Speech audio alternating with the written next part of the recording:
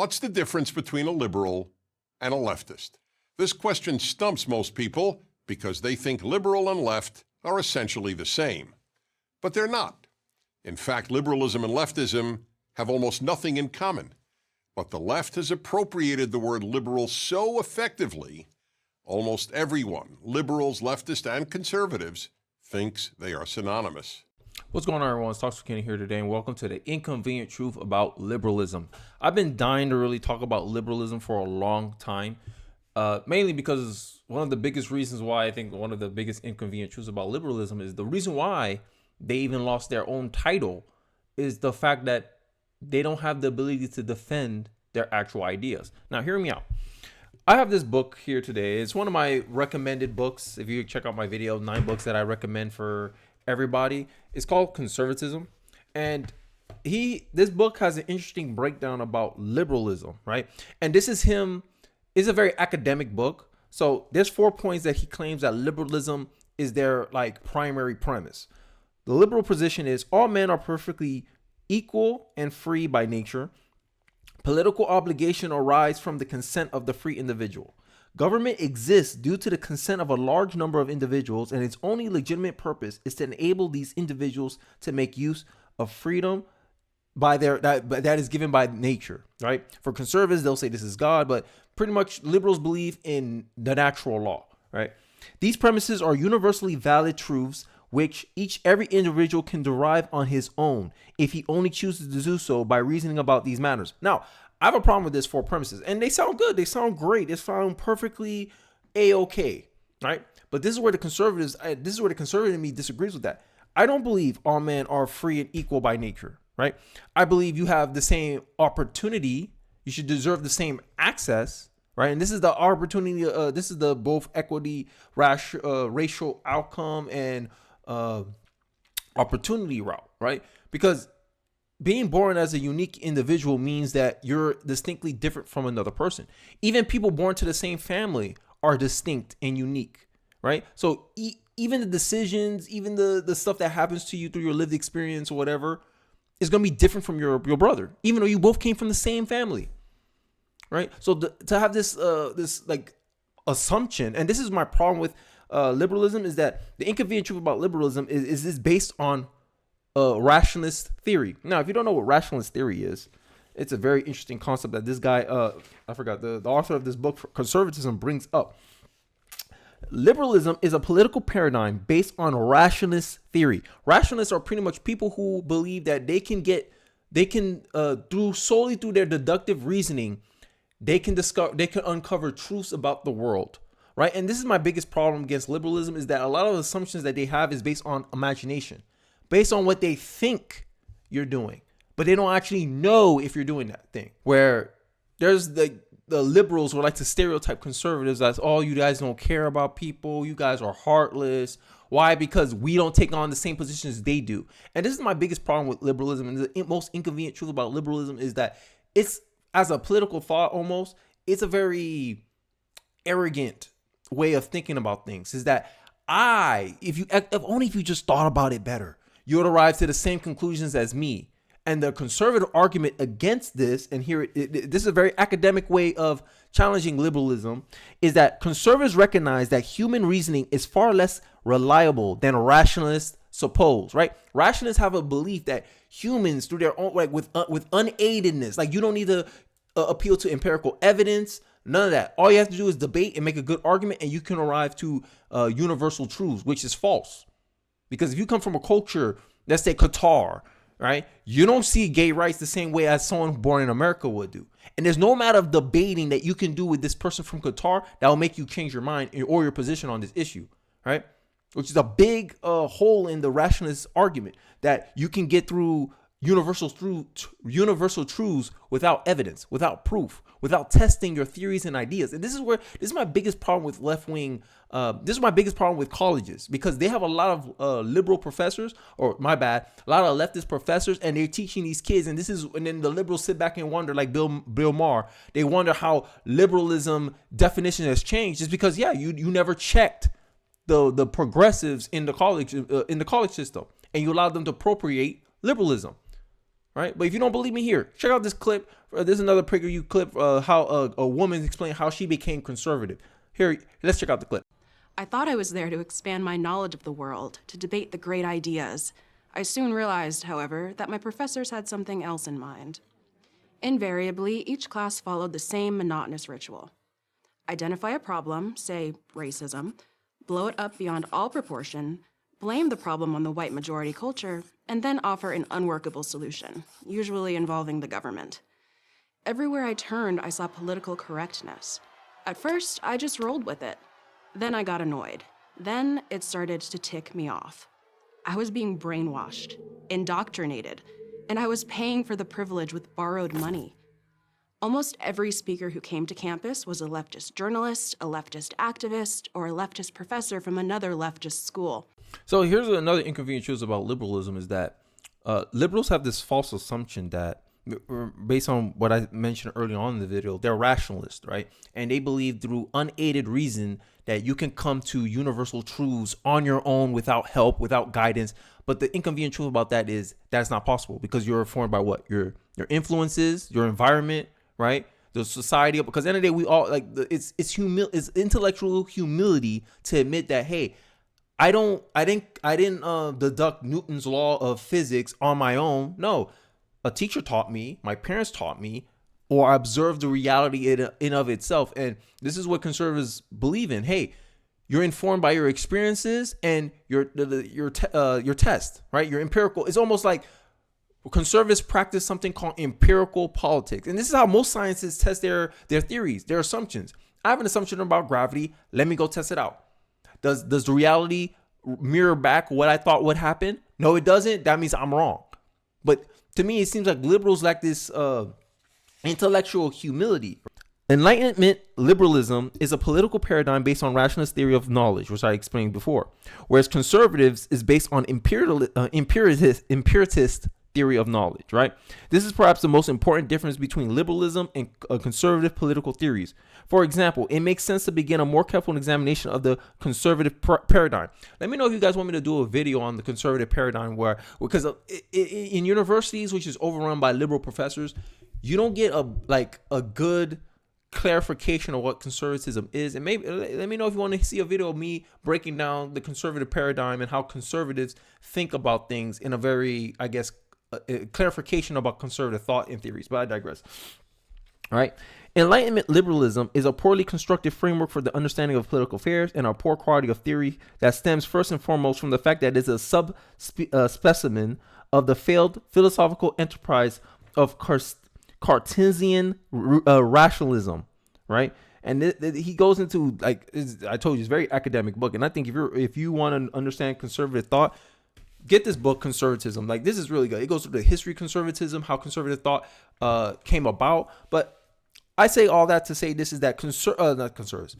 Liberals really believe that all the smart people are liberal, and you can be nothing else, right? This is why college is so overrun with them.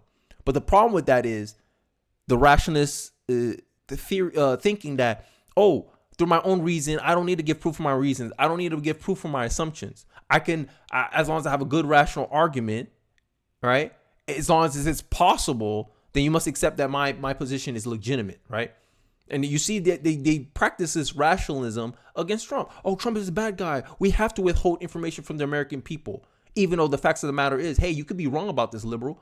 How you know you're not the bad guy here? Right? The inconvenient truth about liberalism is that they believe everybody should be a liberal and nothing else. That's the inconvenient truth about liberalism. So that makes you ideologically somewhat closed-minded. You could pretend you're open-minded, but look how you guys go against religious people, for instance, right? You'll talk about, we're for everyone exercising their religious liberty unless it's in the public square. When, in my view, to me, it's it's part of your identity. Like how you identify is part of your identity, right? If someone identifies as a transgender person, you ain't gonna tell them, hey, you gotta be transgender in private, but in public you gotta be like everyone else. No, you guys will revolt against that. But you expect religious people to do the same thing, to be religious in private, but in public they're supposed to appear circular. And this is my biggest problem in education system. And this is where one of the reasons why progressives were able to essentially influence the liberals to go along with their agenda, because the progressives called liberals out on this. Hey, liberal, you talk about you for freedom of expression, freedom of speech, but look how you go against the religious people. Look how you attack the conservatives. You're just exercising power for your own benefit. And the liberals get mad because not mad. The liberals get sad. Oh, no. Oh, we can't be the bad guy. Okay. And they just go along with what the progressives want. Because remember, the liberal premise is everybody should be a liberal, right? So progressives like, oh, okay, we'll appease you. We're gonna act like we're on your team, and then we're gonna push you on our side. Oh, you're for free speech, even for hate speech? You think people should be able to openly threaten people in society, right? They guilt trip the liberal, and the liberal goes along with the progressive agenda. And this is how we got to where we are today, where people synonymizes leftist with liberal, right? Especially in my generation, I'm a millennial. A liberal is exactly what people confuse leftists with, right? Because the baby boomer, if you look at Bill Maher, baby boomer left liberal, and a millennial liberal, you're gonna see they think about things completely differently, right? And here's an example on this next clip, and then I'll wrap up the video at the end after this clip. Let's take a look at how they see race. Race. This is probably the most obvious difference between liberal and left. The liberal position on race has always been A, the color of a person's skin is insignificant, and B, those who believe race is significant are racists. Meanwhile, the left believes the very opposite. To the left, it's the liberal attitude toward race. It's unimportant. That is racist. That's why the University of California officially lists the statement, there is only one race, the human race, as racist. And liberals have always been passionately committed to racial integration, while the left is increasingly committed to racial segregation, such as all black dormitories and separate black graduations at universities. Yeah. So this is where I'm talking about how the progressives naturally started pushing the liberals to their agenda. Because I remember a long time when I was growing up, not 08, was it? In the 2000s, whatever. My mom used to watch CNN a lot. And I remember Bill Maher. I think Bill Maher had a show with CNN, actually. And I remember Bill Maher always used to say, liberals, reality has a liberal bias. I always remember him saying that. And I find it very interesting how, now looking back, I'm like, yo, he was full of crap. Like, what? He has no proof for that. How he knew that reality has a liberal bias. To me, it seems like reality has a conservative bias at this point, because conservatives were proven right about this, right? One of the things, and a lot of people ain't going to agree with me on this, but race plays some factor into why things happen, right? Because end of the day, race is what? A group, association. The only thing progressives and conservatives agree upon against the liberal is that the individual isn't the end all be all, because the individual is not in reality born to his own, like, he's not entitled to himself in a way, right? An individual is born into a group, right? Into a racial group, into a gender group, into a sexual orientation group. Conservatives and progressives admit that is truth. While liberals think, oh no, only the individual matter, and whatever the individual consent to is what should be allowed in society. This is why they push for porn, right? You're more likely to get suspended for reading the Bible in public school than having a porno mag, reading your porno mag out in the open. That's how public school seems to be run nowadays, right? And progressives call this out. Conservatives call this out. Say, hey, like, you're allowing this individual to do this, but for some reason, this religious person is not allowed to practice their faith out in the open because he's in a public school, which is supposed to be government funded, taxation without representation. So you want the tax dollars from religious people, but you don't want religious people to have a voice in the public square. This is one of the conservative arguments against liberalism. And this is not me strawmanning liberalism. This is me attacking liberalism with a steel man. They believe that the individual is at the foremost, like liberties at the top of priorities. While conservatives like, yo, it's not just liberalism, it's other priorities, and we have to like make sure we balance them out at different times. Progressives just believe, hey, look, groups can only speak with each other. This is why progressives believe in intersectionality, right? And this is why the only way they see that they can unite different groups of people based on immutable traits is to have them hate against the majority, because they like to cascade the majority as an oppressor class. Marxist theory, here it comes, right? And they use that to their advantage. They use the Marxist theory of saying, hey, liberals, you're secretly an oppressor. You just do it in a kind way, right? You talk about how, race doesn't matter. oh, so you're invalidating the experiences of black people, the black lived experience. And this is how some of the ways they morally beat the liberal into submission, into going along with this nonsense. And to the point where now liberalism is synonymous with leftism. And that's true in my generation as a millennial and Gen Z moving forward. That is the definition of liberals. Sorry, liberals. Y'all can sit here and complain about people clunking you in with the progressive left, but you allow them to take over because of one fatal flaw in your political philosophy, is that you believe that if people were smart enough, they'll reach to your conclusions. And that's a false way of thinking, right? Because we're all free and equal, right? So that means, shouldn't my political thoughts and my paradigm as a conservative be just as valid as yours? But this is the Achilles heel to liberalism, is that they have this false assumption that for some reason, because they're a liberal, they're credible, they're smart, right? They are universally truths. Like, there's just universal truths. And if you're not a liberal, then you're just someone you just don't know enough yet, right? And this is why a lot of you liberals come off as smug and condescending, especially to me as a black man, right? And this is the truth. This is unequivocally the truth. This is why liberals have never been, this is why I have such a bias against you guys. Because of this arrogance that you have. You have some intellectual arrogance. And then when I come in, give you the proof and facts and evidence, empirical evidence of why I support the things I support, you just want to change the narrative. You want to smear me. You want to call me names. You want to say I'm a traitor to my race. You want to call me all these names a lot. But at the end of the day, you know you can't call me a liar. And that's the inconvenient truth about liberalism, is that you guys are very arrogant, and you know what they say, the pride goeth before the fall. And this is how the progressives were able to check your A into submission. And now look at you guys. Y'all against free speech. When if I ask Bill Maher, hey, Bill Maher, are you for free speech? Yeah, I don't like what you said, but I defend the right for you to say it. Ask a Gen Z, a millennial liberal, what they think about free speech, and you're going to hear a different answer. Because the fatal flaw in liberalism, and here's a big inconvenient truth about liberalism, is that it cannot pass down its morals and values down to the next generation, while conservatism can.